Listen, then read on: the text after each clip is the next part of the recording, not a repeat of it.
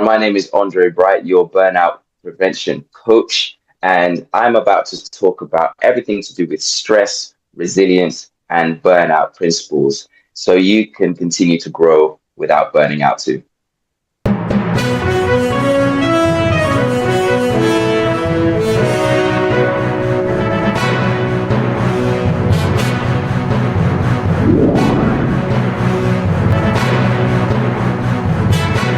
Welcome to yet another exciting episode of the Online Prosperity Show, your number one spot for scenes, ideas, methods, and solutions that can truly transform your world. I'm your host, Prosper Taruvinga, and I'm really excited for our next guest today. Now, say, Andre, bonjour. Yes, sir. Bonjour, sir. Ça va? That's about as all I got. I think we then go, ça va bien, très bien, merci. Vous? Yeah. Exactly. Yes. That's exactly right. I love it when, somebody's name means something or is something, and then, you go into it and then they obviously would have to explain themselves after that. That's the best part. But thank you so much for joining us on the Online Prosperity Show today. Now, for those that are tuning in, of course, don't touch that dial. This is not the French channel, even though we tried and butchered it there. I think the French will be very, very angry at us. Please don't go and protest or burn things on the streets. I've seen the French people do that every now and again. Today's guest is Andre Bright, the brains behind Your Burnout Coach Ltd. And he's the go-to for high-achieving leaders who are trying to, start, scale, and grow, or are running on empty and desperate for sustainable performance without burning out. And what pain does he fix? Have you ever felt like the weight of expectations, either from above or below, has you just teetering on the edge of burnout? I know burnout has been somewhat of a buzzword, but so many of us are going at it, and half of the time we do not quite realize what's going on. So Andre helps you not only stay upright, but so without sacrificing your well-being, because basically you can't do well if you're not feeling well. And there's a fun fact here. Before he actually became a burnout, should I call it a burnout slayer? He was actually an architect and a dancer. And obviously that whole slaying comes in to that dance part. Yes. So he literally designs with precision and moves with rhythm. And that's the one person, that we have in front of us today. So today we're going to be unpacking how that unique combo really powers his coaching and what it can teach us about structure, creativity, and also resilience. So stick around, because I think by the end of this episode, you're going to be able to hear not just a story, but you're going to be able to feel like you're just right here with us living this particular episode, and also breathing maybe for the very first time. Now, Andre, I could go on and talk about things that I'm not even qualified to even talk about. So before burnout became your day job, you were an architect and you were even a dancer. What was life like back then? First of all, thank you so much for the introduction. I'm going to take that clip and carry it with me everywhere. I think that's that's a great way to describe what I do and who I help. But before now, balancing the architecture and dance was just two very passionate areas of my life that kind of encapsulate who I am, that I didn't want to let go of. Some people say jack of all trades, master of none. So I try to be the master of all trades. So it's some people have like a backup. I think from a Sierra Leonean background, the idea is you're a lawyer, engineer, a doctor, something like that. So that was the architecture side, the more stable sense.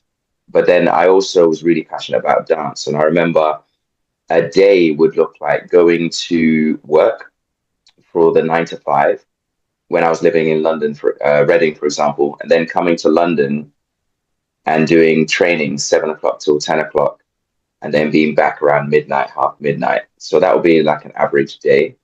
But it was the way I had balance. And it's funny thinking about burnout now, there was a lot of things I did, but I didn't feel burnt out because all the things that I was doing, were giving me energy as opposed to draining me of it, which is something that I focus on right now. Actually, it's not just time management, it's energy management. So that's what my average day used to look like. And then I would also, as a Sierra Leonean, very passionately, I do social impact projects back home. I had a national storytelling festival which I collaborated with, and it was just an opportunity to help young girls find entrepreneurship, creatives turn their art into business, and just anything I could do to get stuck in anywhere. I was doing it all the time. I think for me, the only time it became an issue is when some of those things started to become draining. And that's when the first experience of burnout actually happened.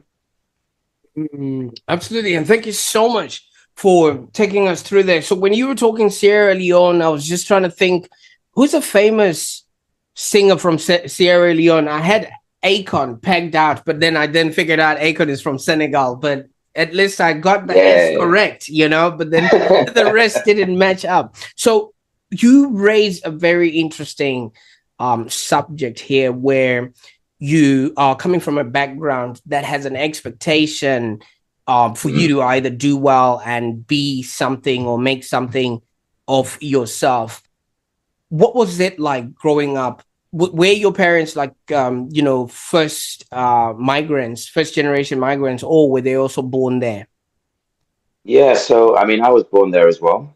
And I mean, both of my parents were quite academic in that sense. My mum, we moved to UK because my mum was doing her PhD in hydrogeology, and my father at the time, well, I think he became like the one of the ambassadors for Sierra Leone. So I mean, in terms of levels, it was quite up there in terms of expectations of whatever I was going to do. But I wouldn't necessarily say I felt that at the time. They were very supportive, but I was actually conscious as I grew up, though, because when we came here is when the Sierra Leonean Civil War started, and went for about 10 years, so we couldn't come back. So what was meant to be a 2 year time here ended up becoming 10 years. And then by the time that 10 years, I'd spent more time here than I had in Sierra Leone. So I became more British.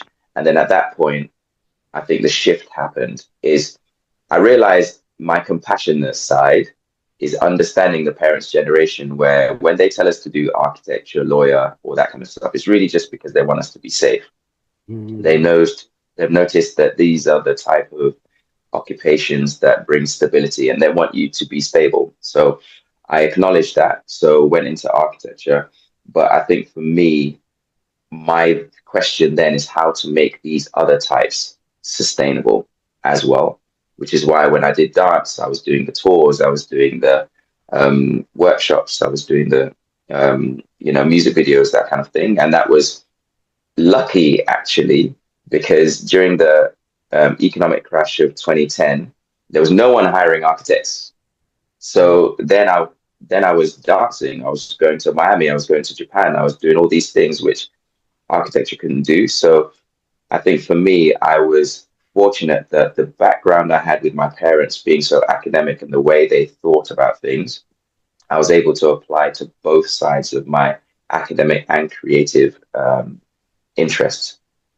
I can only imagine, because I mean, obviously, if you had already secured the qualification, yeah, you can go and play after you've done your homework. I mean, that has always been, the part of it. And looking at that sort of environment where mom had this aspirational way of being, um, did that put any pressure on yourself to at least achieve?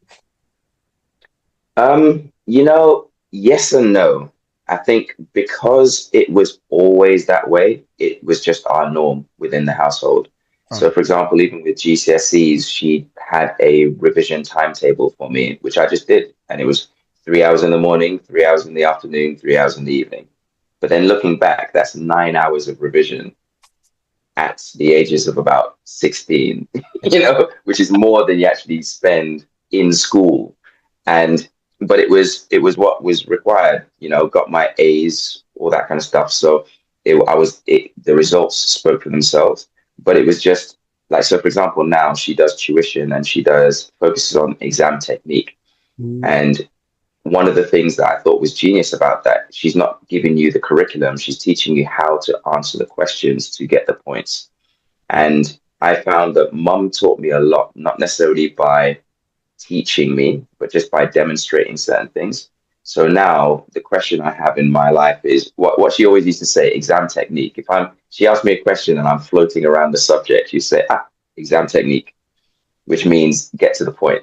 And applying that in life is how I think I've managed to cut a few corners and get straight to the meat, Yeah. and not necessarily take the road that's usually traveled, but risk making my own. You see, that's the thing about that way of being, because usually life is usually, either or, and when you find yourself having to explain yourself, just like when we started, we try to speak French, but we then went on trying to explain. No, we could have just spoken the language and that would have been it. Mhm. So when you find yourself having to explain yourself in life, either you're trying too hard and it's an overreach, or you're just really trying to find some sort of an excuse. And I think exam technique is the way to go, especially when it comes to living life. And I think I Mhm. might just take that, because some of us, I could go on and on. Like I said, I need to exam technique myself Mhm. and things of that nature. So when you finished school and maybe the architecture stuff, you went on and worked for about 10 years, and Mhm. this sort of made you realize, nah, this is not the sort of thing for me. What do architects actually do except play with um cardboards and make figurines of houses and showcase them to people? I'm just talking about, the ones that I see in the movies. Yeah, and I wish it was like that because the thing is now everything's digital, right? Like I remember being in because I did my undergrad in Loughborough Uni, and then I did my master's in Cardiff, and that's when I went into sustainable design. And during those courses is where we did the models. We created a physical model. We put it into the wind machine to see if the forces would keep it up, all those kind of stuff. But then when we went into the actual field, everything's on computer. So unfortunately, we don't have that part. But I was working for a company where it was mainly commercial retail. So your Asda's, your Tesco's, your co-ops, those big sites, basically. So we'd have a team of people who would design. It was mainly up till construction point that I would do my designs. So it was the concept design, it was the detailed design, it was looking at what the flow internally would be as well. So we could make the most of the floor area. And then we'd hand it over to the construction team to build. And there was a good point and bad point about that, thinking about it. The good point is that it meant that we got through a lot of designs. Like I remember through the pandemic, I was really fortunate actually. I was working for that company because a lot of companies completely fell flat. You know, there was a lot of people who lost their jobs, etc. We ramped up during that period because we were working on grocery stores in areas where they may not have had access to food. So we increased the pace to allow for those buildings to be built so that people could eat. Mm. So instead of having 2 days to turn around a drawing, we had to turn it around in half a day. So it was a lot more work, but it was very much okay. I'm looking at this location. How will people enter it and exit? What would it look like? How would it feel like when they walk in through the building? What happens if you are in a wheelchair accessible? What is the foot flow? Where's the parking? We think about the entire building, and we'd have to, within that time, come up with a solution that we'd actually submit for it to be approved or not. And then we go to the detailed design for it to be approved or not, put it in for planning applications for it to be approved or not, and then we send it over to the construction team. Oh, wow. Okay. So you are the guys that are actually responsible for me getting lost all the time in IKEA, right? Have you ever been Exactly. in a shop like IKEA where there's no straight lines and I just keep going around in circles and I keep seeing the same people? I kind of feel like the people that work in IKEA, they just gave up and they're like, you know what, we might as well just hang around here because it's too difficult to get out of here. Yeah, we're designed to keep you in there. So that's what we're doing. Absolutely. But also, you touched up on a point where work started piling up. And obviously, you're doing this at a time where everybody else was maybe staying at home and it wasn't that much of a fast-paced sort of environment. So do you think this would not have maybe occurred had the pandemic not happened, or what it was just going to happen at least down the track, maybe not as quickly as the pandemic made it come out? Yeah, I think that specific scenario was because of the pandemic. So what you'd usually have is you'd have, if you look at it like a traffic light system, there are certain buildings which are in green, right? So these are the ones which are being pushed through already. They've got the green light for you to go ahead. Certain buildings would be in red because there's huge question marks over them. Will it work practically? Will people be able to use it, etc.? And then there were certain projects which were in what I would call amber. So these are the ones which are kind of ready to go, but they're kind of not a priority. So what ended up happening is instead of just focusing on the green, because of the pandemic and some of the locations where they were, all the things that were amber turned green. So that was why the pressure built up during that period. And to be honest, I'm quite thankful for it because, like I said, I have a lot of friends and family who during that period lost work, whether some people, there were other people who started business in the pandemic and blew up, but many of them, it wasn't such a great time. So for me, I was just thankful at the time that I was able to continue working. And it was a time when, I was at that point where my rhythm was, I'd got my what's it called, my robot mode, as my mom would call it.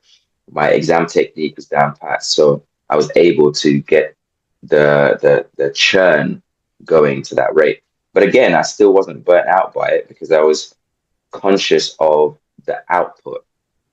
I was thinking about the person on the other side. If we don't get this through, then there's going to be somebody in a community where they can't go out and the nearest shop is going to be too far from them. So the reason why I was able to keep going energy wise was because I was thinking this has a purpose. This period of time where we're ramping up is because of this need. And, going back to the burnout thing, a lot of the time it is because of like, what is your motivation? Like I said, it's not necessarily time management, it's energy management. If we can find purpose in the things we're doing, it can give us the energy to keep going. Oh, absolutely. I mean, everything is energy. I mean, even when you're, just maybe just sitting on a bus, you have to be looking around and making sure you're not going past the place that you're going. So sometimes if you fall asleep, you miss your stop. So you can only imagine if energy is not being exerted in just about everything that you're doing, yeah, you definitely would miss your stop. And okay, let's go into exam technique here. Now, you would have, I love it. You can tell that. I like it. Yeah. And even mom is going to be like, yeah, I think. Oh, she's like, yeah, of course, because it works. Absolutely. So, I mean, while you were doing all of this, some people started looking at you and thinking you're already figured out this energy thing. You're really sort of inspirational and motivational and things like that. What was everybody else? Like you said, everybody else was down and out. Their whole systems were down because of what was happening. Had you been in Melbourne, we were the most locked down city in the whole world. I think 285 days or so.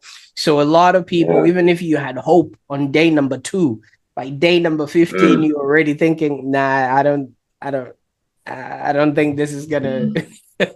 You can imagine. So you know your friends, they would see you go to work, and you were probably helping them out at that particular time. What was happening? Um, yeah, I mean, do you know what? It was one thing that I was very conscious of during the pandemic is this is a time that's going to go down in history. I remember being very conscious of that because it was so different. It was such a sociological shift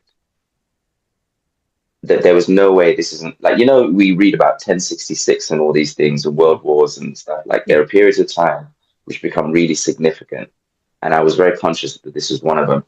Um, a lot of people were struggling, like I said. I found that I think because I was in that space, I mean, fortunately, it wasn't like I'll tell you what was a moment where the reality of it was set in was where I was working. We were one of the last people to leave the office, Okay. right? And so I was still going into central London. And I remember the day we were like, okay, legally speaking, the lockdown is here now, so we can't come into the office anymore. And so they had to get us Ubers to take our computers and desks and everything to our houses. And I remember that journey because it was the middle of London at like 2 o'clock in the afternoon on a Thursday. The roads should have been heaving with people who were coming on and off their lunch, and there was nobody. It was literally like the movies where you have, a post-apocalyptic thing that has happened and it's a desert, the tumbleweeds are running and you might see a dog or something walk across the street. It was genuinely like that. No buses were running, nothing. And I was just like, this is eerie. And I remember going home and seeing this site and being very conscious of this is history happening. So during the time, I was just trying to be very empathetic. So I was one of the lucky ones who had a job. A lot of my friends were on furlough. A lot of my friends were, financially in a place where they were struggling. If some of those friends had savings, they kind of like managed to keep them going for a while. But there was also this idea that being in that position, the impact it has on your mental health can be very detrimental. So I had a lot of friends who really struggled, and I just tried to be there for them, really, and just to hear what they had to say, the experiences, etc. Step in where I could, but just be a space to talk. And so much so that I actually created a space. We call it. At the time, I had a company called Become Immersive. Become had a forward slash after the B slash come. Be as in who you are right now, come as in returning, and become as in who you're going to be. And we had an initiative called Become Talks, and this ran for 2 years, twice a week, 3 hour sessions where it was just a space like this on Zoom where the Black community could just talk and share our experiences and not feel alone. And for me, that was part of my contribution. So 2 years, it was a lot of holding space. Every session we had a different theme. We talked about everything from health, wealth, relationships, culture. And I think that was in a way part of my training to become a coach because I learned how to ask questions and how to listen and how to hold space for people. And I think in a way it's one of these things where I'm actually not grateful for the pandemic, but there were certain things that came out of it that I'm not sure if I would have gotten if it hadn't have happened. So those were like my slither of silver linings that came out of it for me. Oh, absolutely. And you see, there's certain things that happen for us. You know what I mean? Mm, Had this sort of thing not happened, I mean, you wouldn't have discovered maybe this talent or this skill set. It would mm, maybe have come down the track, but maybe you would have now had maybe 3 or 4 buildings with your name on it, and it would have been too hard for you to too legit to quit, so to speak. You know as what I they mean? say. So Yeah. the things like that. Now you say there were 3 friends that then asked if you'd actually considered coaching, and that then Mm. really ignited your decision to do that. What was the moment that you actually thought, you know what, I think I'm done with the architecture side of things, and Mm. this could be the thing that I want to be doing? Yeah, and I think to tell that story, I'd have to go back a little bit because these friends didn't know each other. Ooh, okay. So these were three random friends, because I have many different friendship circles. These are three friendships that don't know each other, but they all happen to be going through some kind of qualification around the similar kind of time. And individually, they came to me, and we were, having conversations about general stuff. And at some point in the conversation, they would say something along the lines of, "Oh, have you ever considered coaching? I'm doing this qualification, and what they're teaching you do naturally, and it might be something you might be interested in." After the first person says it, I'm like, "Oh, that's so sweet. Thank you for thinking of me." The second person is like, "Oh, that's interesting. Someone else said that before." But after the third person says it, you start to pay attention. So it was at that point that I started to look at what coaching really was. Because to be honest with you, I didn't necessarily understand fully. I think my idea of coaching was a bit blended with mentoring, consultancy, therapy, counseling. In my head, it was just in this gourmet of other services. So I did a webinar with the Academy of Executive Coaches, and I absolutely loved it. Absolutely loved it. I thought, wow, I've seen people help people, but to give an example, at that time in the webinar, they asked if there was anyone who would volunteer to be part of a demonstration of what coaching is, right? And I put my hand up because in my head I was like, free coaching, absolutely. So put my hand up, and in that 15 minutes, I got such clarity that ended up actually being the first catalyst for me to start building my own coaching business, because I was just crystal clear in 15 minutes. Bearing in mind, I've had all these questions, these feelings. Do I, don't I? What do I want to do next, etc. And in 15 minutes, everything just fell into place. And I thought, wow, that's incredible. I want to help people to that level. And so I came off that webinar. I went online, I saw the course, and I applied then and there, basically. And it was like a 6-month course. I became qualified with the Academy of Executive Coaches and the International Coaching Federation. And after that, I just started to help people one by one. And I noticed pretty much immediately that the one theme, the one recurring issue that everybody was experiencing was stress in some way, shape, or form. That kept showing itself up. How are we dealing with stress? How does stress show up? How are we able to leave our work at work? Are we able to, shut off when we come home? What are the health issues that are coming up because we're not dealing with stress? All these things started to come up, and I realized I need to look at stress in more depth. And so I started to do a lot more studying, a lot more learning around it, a lot more experimentation, and then after a while, I decided to just lean into it. And so there was a point where I shifted and just became the burnout coach.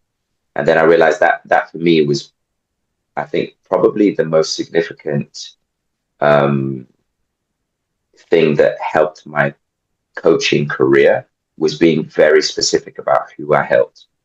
I help people who are mid managers, like you said at the beginning. They got the pressure from above and I feel like the managers are the MVPs really for a company, because they're the people who help the company run. So they get the pressure from above because there's going to be company deadlines, company deliverables that need to be happening. But then they also get the pressure from below because they have the team dynamics, conflict resolution, performance, all those things. So they get pressure from both sides, but they also have a life outside of work. So at home, they're going to be the leader in their home. They're going to be trying to think about where to go next, all these kind of things. So they get it from 3 areas. And there's just this pressure that happens with them, especially if they're trying to continue to increase, but without burning out. There's a lot of resistance to that. So I gravitated towards that specific niche, that specific issue, and I've just been doing it ever since. So it's been a really awesome journey for me. And then it got to the point where I was like, you know what? I want to actually, I realized for my own personal goals, I wasn't going to get to where I wanted to be doing my 9 to 5 alone. There just wasn't enough room for growth financially or in terms of like career or personal development. If I wanted to be at a stage where I could help people at scale, where I can do my social impact work in Sierra Leone without having to apply for funding, if I wanted to, be able to have a giving budget to the scale that my mom does, all these kind of things, I would need to be able to do something which was on my terms, because it's not just about how much money I was making, it's how much energy I was being able to give. And I felt like if I stayed in architecture the way it was at that point, then I would have drained out and I wouldn't have been able to have the balance that I do now.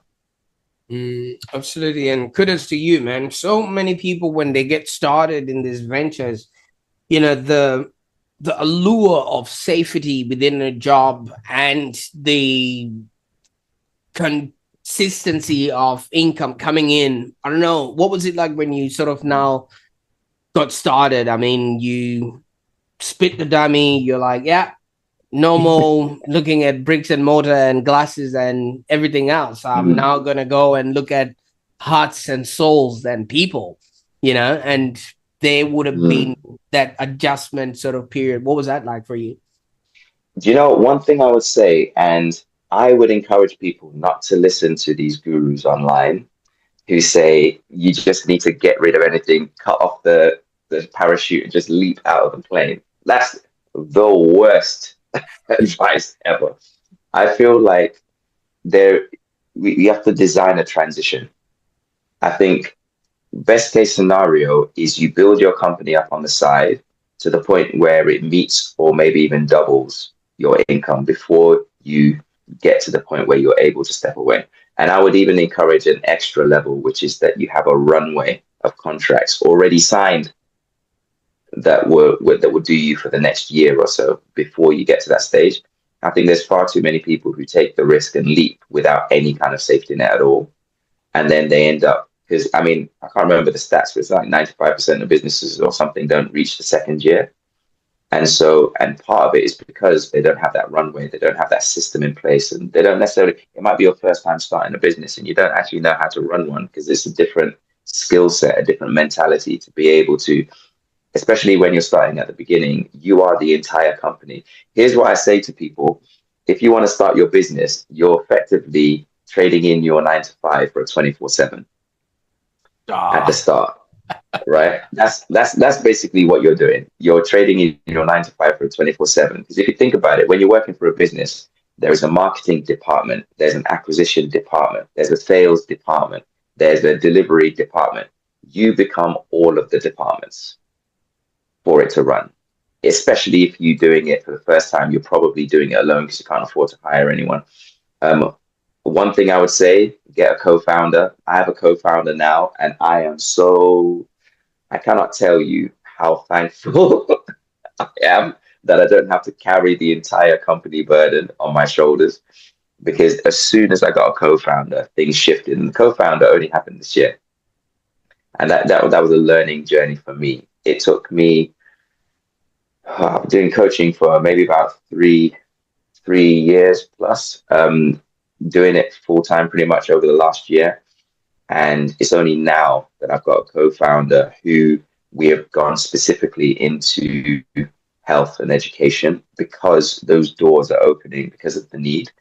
But it's such that I have my skills that I'm really good at and passionate about. She has her skills that she's really good at and passionate about, which means I don't have to worry about that part. I can just focus on this part, which it naturally comes to me. I'm the person who gets the process going. It's like, okay, there's a need. Let's break this down into a workshop or a deliverable for, okay, you want a 3-month program, we'll deliver it. We'll We got monitoring and evaluation. We can be able to track the progress over the next year to make sure you're reaching your deliverables and be able to prove it works. I'm that person. She's the people person, right? She's the one who is like building that relationship. She'll, take you to coffee and ask you questions about what you need to ask, that emotional intelligence side. Not that I don't have that, but my real skills are turning your problem into a solution and breaking it down into some simple steps. That's my process brain at work, and I do it in a creative way, right? But without a co-founder, I'd have to do everything and stretch myself thin, even if it's something I'm passionate about, and then risk burning out, which is something that I'm really finding. And there's different types of burnout as well. There's the burnout where you've got too much work and you're running too fast, and you've got the other burnout where there's too little and there's nothing left in the tank and nothing's happening and you're demotivated and you've got nothing pushing you to get up in the morning, right? And those things aren't necessarily separate. They can happen one day it's one version, the next day it's another version. And for an individual, they might run through the gamut of different versions of these. And so for me, building the business has been a real eye opener, not just in my own experience, but also being able to help people through theirs. I've been able to recognize myself in them. I've been able to recognize, okay, so this is what was happening. I did a workshop once where I asked people to just describe what burnout looks like to them. One person described it like they're drowning and they're swimming as hard as they can to try and break air and nothing they can do works. Another person described it like a desert. And no matter how far they walk, they never reach water. Both burn out, but completely different ends of the scale. So yeah, that's as a synopsis of what I do and why I'm so passionate about it. I think for me, it's people have an idea about stress, but they don't necessarily understand the control or power or autonomy they have to affect it until they sit down and realize, like one of my approaches is I use appreciative inquiry, which looks at what have you done that works already? Let's do more of that. Because usually what happens is when you're stressed, you stop doing the basic things. You stop eating regularly. You stop keeping yourself hydrated. You stop going to the gym. You stop doing all these things that keep you able to manage the internal stresses so that the stressors seem even bigger. So yeah, there's a lot of stuff I do, but I really love it. And helping people I get that from my mom, as they say. Absolutely. You see, you know what's really exciting about all of these things that you're talking about is everything has just come full circle. I mean, the way you're living your life is exactly the way you would want other people to also be operating. Because if you are trying to do everything by yourself, I mean, just look at my fingers. No two fingers on the same hand are of the same height. So many people are trying to be everything to everyone, and they become nothing to even themselves. And then eventually they start burning on both ends, and hence the whole burnout scenario.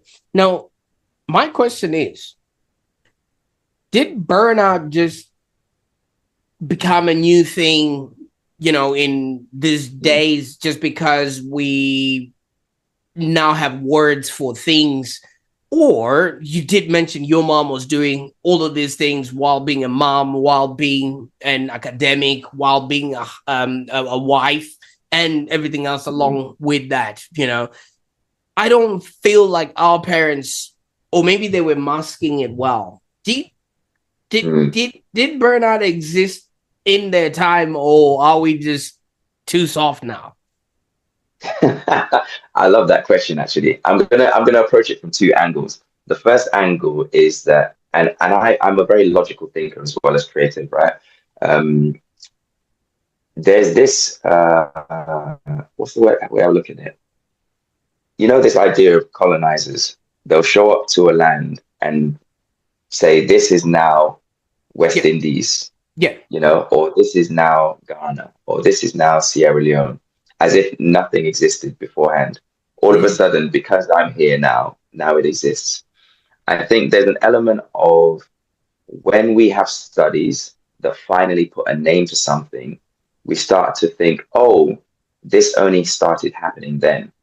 When actually, if you look at it for what it is and take the name away, you'll probably find patterns of it far, far, far earlier.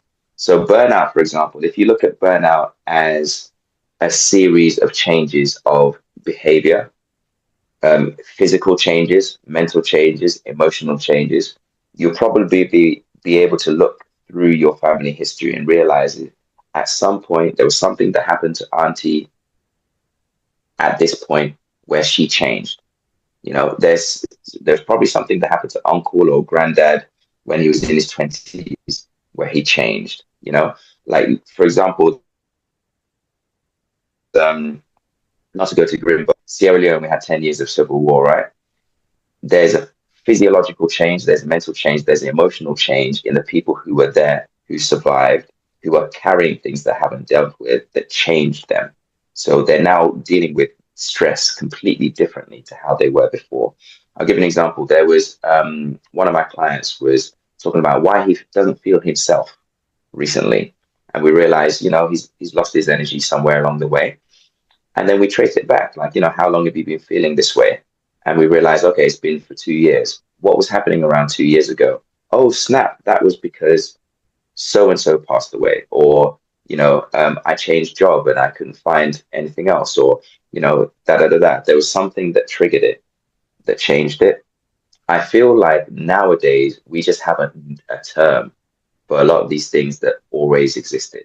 All these mental health things, anxiety, etc., psychosis, all these things, they didn't just start because some old white man in a lab gave it a name, right? They've actually been there, but we've just seen them as the norm up till that point. Oh, like, so for example, back home, if someone has some kind of a mental health issue back home, we just say, oh, this is not Chris, man. Right? This Yeah. is a crazy person, right? Mm. And we just accept that, oh, they're crazy. We don't necessarily dive into what it is they're struggling with or where it came from. But there is probably going to be a term that accurately describes what they're experiencing, right? So So for me, yeah, so kind of like if you can't name it, you can't tame it, right? So now exactly. we've gotten to a place where we can sit around, maybe we're sipping colder water, you know, and now we're Mm, thinking, wait a minute, this water heat's kind of different, but I'm stressed yeah. because I'll tell you something, Andre. You know, every day when I'm taking my kids to school, I Mm, literally just look at the watch and I'm like, kids, let's get ready. Then they all get ready and we jump into the car. mm, Zoom back 20 or so or 30 years ago, dad would have woken up early in the morning, make sure the car is already running, you know, open the thing, make sure that the water is in there, everything is in there. And then he starts the car from in there and then you hear him raving it from the engine. And then now you know you can go to school. You know what I mean? Like, wouldn't yeah. that have stressed you knowing that that's your morning routine? Instead, now I don't even need to find my keys. I just need to be near my car and the Mm, door automatically magically opens. mm. And do you know what? Not to turn this into a masterclass on stress, but one of the key things that I found that can help people with stress is how we approach it, is the mental side of things. How are we looking at this challenge in such a way that we can relieve its pressure on us? So, for example, you have a morning routine, right? What people often do is they believe that it's stuck that way, right? So it has to be this way. There's no other way. I've got this to do. One of the things that I help people do is like, okay, what if it looked different? What could that look like? Right? Even just those kind of questions might change it. It's like, oh, actually, I don't have to wake up at 7 o'clock to start the car already. Maybe if I did it the night before, then I wouldn't have to do it that morning. Oh, actually, maybe if I wake them up in a certain order, then it means that they can sort themselves out for breakfast. Like, you know, all these kind of things might happen because you've taken a step back to ask that question. One of the things I do right now is called the QRAP method. And this is something that Muna, my co-founder, helped us like we developed together. And the Q part is the question formulation technique. And the reason why it is so important is that we find that if you ask the right questions, the answers reveal themselves, right? So if there's something that is a challenge that can't seem movable, maybe we're not asking the right questions about it. So, for example, a friend of mine used to say, when I told him I was tired all the time and, I've got too much on my plate. And he was like, and, when do you sleep? And I was like, oh, I've got too much to do to sleep. And he said, maybe you've got too much not to sleep. Mm. Just You know, reframing the question. reframe it, reframe it. How can I look at it slightly differently to make the priority the one that will actually serve me better? And it's not saying it's easy to do. Sometimes it takes a while, and it takes a journey to be able to change habits, change routines, etc. But there is often a way to look at things differently, to act differently, to do something differently, which will have completely different results. Because if you keep doing the same thing, you'll keep having the same outcome. So you touched up on the QREP based methods, and you also run workshops around that. Could you just maybe touch up on what that entails and what people can expect when they connect with you guys? Yeah, so we've got a formula now, and I think it's just been the greatest step to building the business is that we have something that works no matter what the challenge. So what it would look like is, let's say, for example, you were to come to me, Prosper, and say, oh, I need a coach to work with my team, work with my company, whatever. We're experiencing high turnover. People are getting stressed, they're leaving, and I don't know why.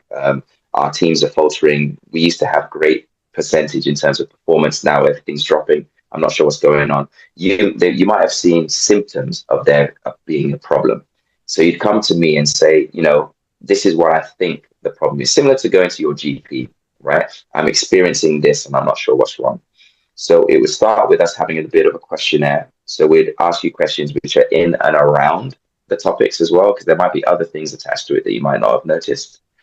And then we'll get a better understanding of like a diagnostic of what's happening within your company.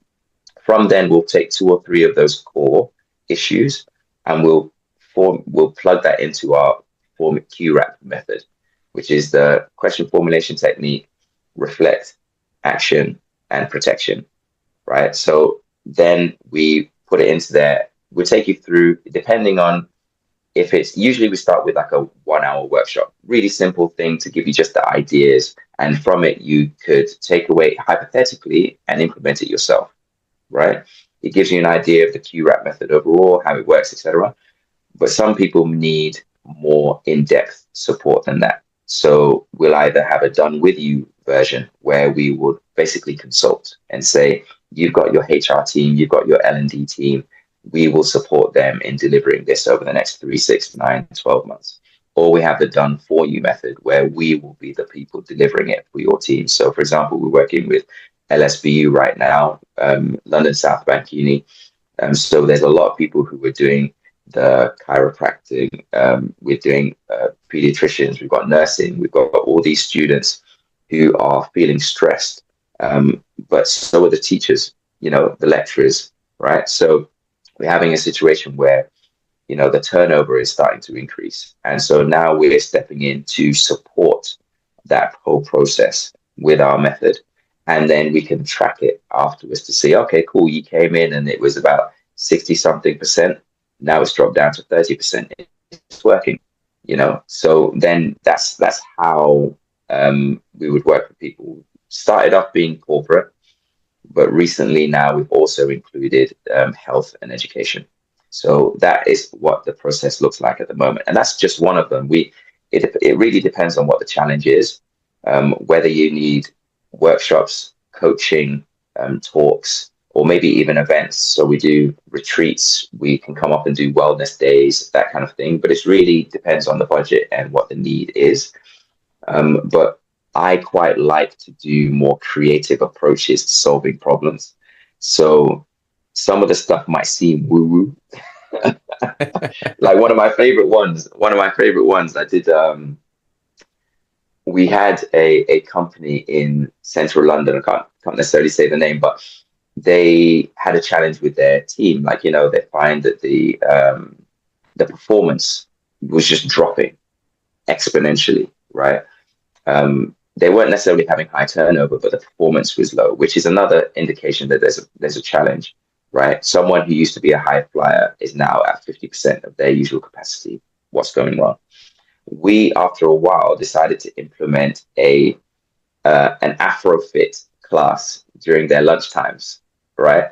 And it sounds so random, but what it did was, especially for the people who didn't like the gym, who didn't necessarily go on walks, but we got something which was just half an hour and got them using the music they like. Sometimes we had soca, we had all that kind of stuff, raised their energy levels through the roof. And you found that their productivity went through the roof as a result of that. And it was something they were waiting for, you know. And it wasn't necessarily a sit down one-to-one with their leadership conversation, which also would have been another approach. But I try and look at more creative ways that make things fun. Because one of the things I've noticed is as we grow older, fun, joy is something that ends up falling off our priority list. We start to look at what's the function. We need to pay, money after me, right? We got to keep the roof over our heads. We got to keep the business running. And then everything gets so serious that there's nothing that actually brings our energy up.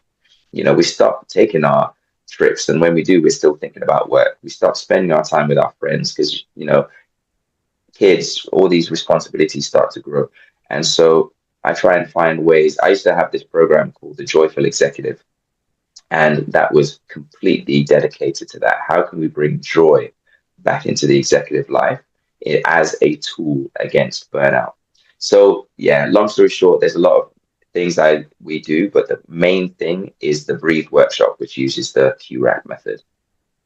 Absolutely. And thank you so much. And for those that are watching or listening right now, if you've ever felt maybe your world is spinning too fast, let us know in the comments below. Maybe you had that moment where you're like, oh my God, stop this. I want to get off this bus.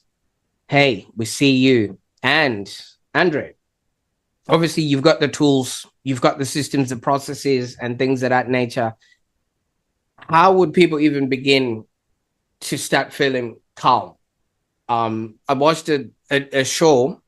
I think it's called Black Books, and the guy was just looking for a little book of calm, and he actually ended up choking on it because he was so dependent on it so much. Right now, where would people go, and where would people go on the internet and actually maybe start looking at what it is that you guys can offer or connect with you guys? I mean, you could come to us. I mean, we're rebranding at the moment, so I think maybe afterwards I can send you the email. But it's my page is Your Burnout Coach online. That's where people can get in touch with me specifically. But we have what we call udahealthteam.com. So that is more of the education and health side of things. But there's lots of resources that you can get. There's Calm, like you mentioned. There is there's lots of free service as well, even on the NHS, where you just have to wait a lot longer to get it. One thing I would say though is regulation techniques. If there's one thing that you can take away is, can you self-regulate? So when things are getting too much, when things are getting stressed, when you feel your heart rate racing, when you feel your sweat, when you feel yourself breathing quickly, can you bring yourself back to calm? As a question. And I would encourage you to think of the times when you are in panic state, that you find yourself back in settled state. Ask yourself, what did I do? Be conscious of that. Because there are certain things you're naturally going to be doing. Your body's wired for this. You're naturally going to be doing things to calm yourself down that we just don't think about. We just don't pay attention to. One of the examples might be how you breathe. Right. So I heard someone say that one of the reasons why people go to smoking is not just because of the nicotine, it's because you take deep, short, long breaths. And if you imagine without the nicotine, without the cigarette, you can do that at any point. One of the things I used to do is in the moment, because sometimes we think, oh, I don't have time for this. Everyone has time for 5 seconds. Everyone has 15 seconds at some point. And I used to do this when I'm in a meeting, for example, or if I've got a deadline coming up, I'll sit at my desk, I'll close my eyes, and I'll do what we call box breathing. 4 seconds in, 4 seconds hold, 4 seconds out, 4 seconds hold. I do maybe 3 or 4 of those. It takes about 15 seconds, 20 seconds maybe, and bring my heart rate down. Because what ends up happening is, again, masterclass thing, when we start to panic, we get into our fight or flight, which is basically when we start to think to ourselves, danger, we are in trouble, something is going wrong. And it's there for a purpose. It's not necessarily a bad thing. It's there for a purpose. And what it does is it shifts energy so that we can do something, right? But the problem is when that thing finishes and we're still in our fight or flight mode. And often, especially if you're in a role that requires you to think, then it means you could be in fight or flight for the last 3 years. So when you're in that state and you can feel yourself going past that rate, we need to get into what we call rest and digest, which is our calm state. And that's your nervous system reset, basically. So breathing can do that. Going for a walk can do that. Physical exercise, anything that connects your body with your mind and your emotions are ways to do that. Laughing, crying, one of a friends of mine was really under stress, and she's like, "Oh, I just feel like I need to cry." And I was like, "Why don't you?" And then she was like, "Well, it's not going to fix anything." And I was like, "Well, not crying is only going to make it worse." Like holding it in. I used to have this idea when I was a kid, the fizzy bottle principle. Yeah. Every time something happens, it's like shaking a fizzy bottle. At some point, it's going to explode, and it's going to explode in a way that is completely inconvenient. And it's going to be around the people who are holding the bottle, the people who are closest to you. And so if you don't want that to happen, release some of that pressure. Cry if you need to, go for a walk if you need to, laugh if you need to. All these things are actual tools that can help you to process your emotions so that you can deal with the stress to avoid reaching the point of burnout. I love that. I have this, I don't know if it works for anybody else, but anytime, either when I'm driving or I'm talking or whatever it is, I actually check in with my tummy muscles. And if they're tense, Yes. just release them. And that just releases just about everything else. And then it's just a nice check-in that I do, even at the traffic lights. Whenever I arrive at traffic lights, I'm like, okay, we're here now. Where's my tummy? And I'm like, okay, we were not relaxed. Why were we tensing? And it just works out perfectly. Now, Andre, I have to add this one just because it's so, what you just said there. I just want to make sure that people understand what you just said, because one is awareness, right? You're paying attention. And when you're stressed, your body gets tense, because if you imagine if we're out in the wild or whatever, it's because you're ready to run, you're ready to do something. I'll give you a simple example right now of what you just said. Relax your shoulders. Usually, you don't even realize that you've been walking around like this, right? The tension is in your shoulders. Relax your jaw. Let your eyebrows rest, right? One of the things I do before I go to bed is like a gradual relaxation technique where I go from head to toe, just relax, relax, relax, relax, relax, relax. And then in that moment, I realize how much tension I have been holding in my body all day. So I had to get to a stage where I did it more regularly than just before bed, because when you hold tension for a long period of time, it is not good for your body. That's when you start getting chronic illnesses, you start getting the headaches, you start getting all these back pains, things like that. It's because your body is in this tense mode, ready to fight constantly without having any relaxation. Like one of the things, just the last thing I'll say to you is we as a people need to stop rewarding ourselves when we climb up mountains with another mountain to climb. Instead of celebrating the fact that we climbed a mountain, our reward is another mountain. And I think that is one of the dangerous things. We need to start having actual peace and rest. Go on a holiday instead. I had this one client. She achieved something incredible, got an award for all this kind of stuff, and she's like, "Yeah, but I need to get the next one." I said, "What? Ooh, Take a moment first. Have a moment. Actually acknowledge it. Because if you didn't get it, for the next 3 months you would have been beating yourself up. So how about the next 3 months you build yourself up? Celebrate yourself." absolutely. Well, we should celebrate ourselves. I think we just created a remarkable episode here. I mean, for real, for real. But I mean, obviously, we've figured out where you've been, what it is that you're working on. But what's next? Now that we're in your world, what are we excited about that you're creating that we can jump on board with you with? I think this next season is about growth, and I'm really excited about this. Like I said, I brought on a co-founder, so we're working together to serve within the education and health industry sectors, and we have now also expanded the team. So we have those who are working on sales and acquisition, etc., as well, which allows us to do more of the thinking stage and to develop a lot more of our offering. So right now, most of the stuff we do is in person or online, but we are going to be building a platform as well to allow people to have access to some of these resources, a lot of these techniques, without necessarily having to book us to come in. But that's going to be over the next few years. And the final thing is what a relief. My personal framework is the relief framework. So I'll be releasing a podcast in end of 2025, early 2026. So I'll be in your shoes, Prosper, to interview people who are these managers, who are these CEOs, who are these decision makers who affect the organizational stress, who are these experts like me or other psychotherapists who have seen what works in that corporate environment. And I'm going to be speaking to all of them about what works and what doesn't, what's missing. So be excited about that. So that's how you can keep in touch with me. Absolutely. Well, now I've got my ears pierced for that one there. Definitely, definitely.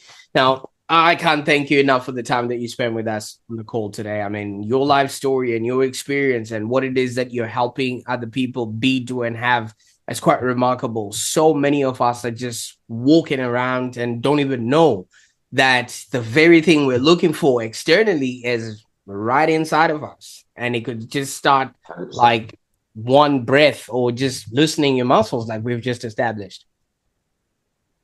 It is. I think once you realize how simple a lot of things is, and I'm not to say that every problem is going to disappear because it's not one of those things.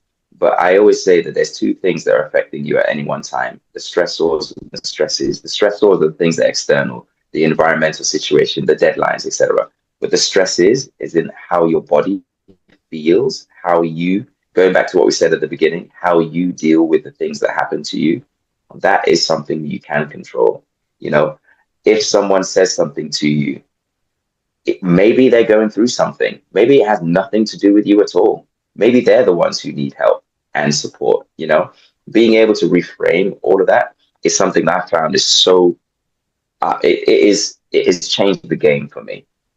Assume positive intent, appreciative inquiry. Look at what you've done already that's worked and keep doing that.